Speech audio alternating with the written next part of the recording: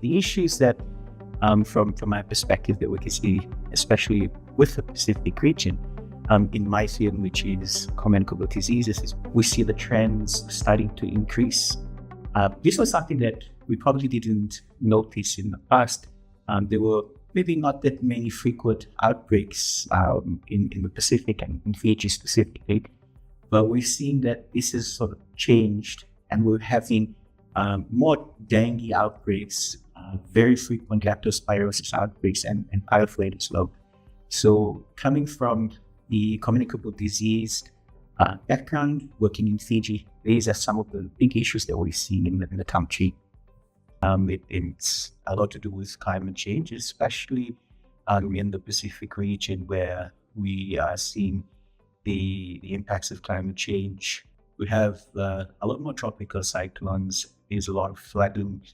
And with these increasing these natural disasters, increasing the exposures to humans.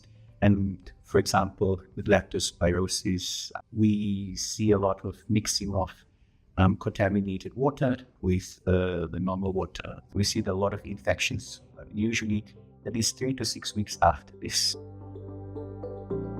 Country-specific training is important because it allows countries to have that feeling of ownership and take it back into their countries and actually implement it with the teams in their countries. So the current program that we're running is the leadership training program, where we've got our colleagues from the different countries in the South Pacific that have come in for a 4-day training on leadership with, the big question of what is good leadership.